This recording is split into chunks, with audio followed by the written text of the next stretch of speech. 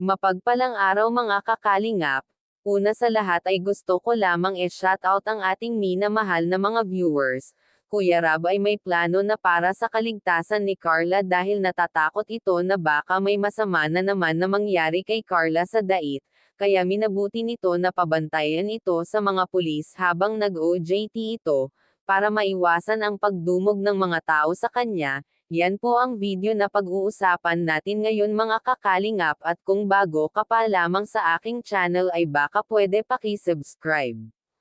At wag po muna skip ang video para malaman ang nilalaman nito. Carla ay na-rescue naman agad ng mga pulis at nakauwi sa kanyang boarding house kahapon dahil dinumog ito ng mga ilang nakakakilala sa kanya.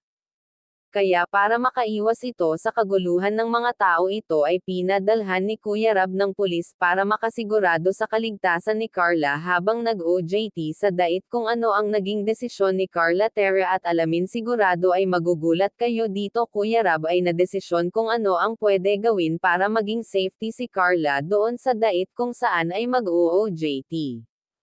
Kuya Rab ay sisiguraduhin ang kaligtasan ni Carla, kaya nakapag-desisyon na ito. Kuya Jomar ay labis ang pag-alala bakit nangyari yon kay Carla, sana daw ay sinamahan na lamang niya ito. Nanay ni Carla ay nalungkot at nag-alala dahil sa nangyari kay Carla na pinagkaguluhan ito sa dait, kaya nag-aalinlangan na itong iwan si Carla mag-isa. Kahit na may mga bantay na itong pulis ay hindi pa rin ito napapanatag kung hindi siya kasama. Carla naman ay persigido, kaya itutuloy ko pa rin ang aking goal sa buhay, walang susuko.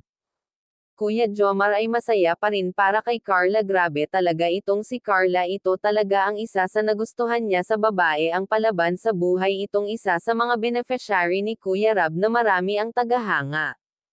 Well, alam naman natin na maganda si Carla at matalino, kaya marami ang nagkakagusto. Sana ay tuloy lang. Si Kuya Rab naman ay laging nakasuporta sa mga beneficiary ng Kalingap para makapagtapos ito ng pag-aaral. At wag nga po pala natin kalimutan suportahan ang ama ng Kalingap na si Val Santos Matubang. At hanggang dito na lamang ang ating mixing reaction. Again, maraming salamat sa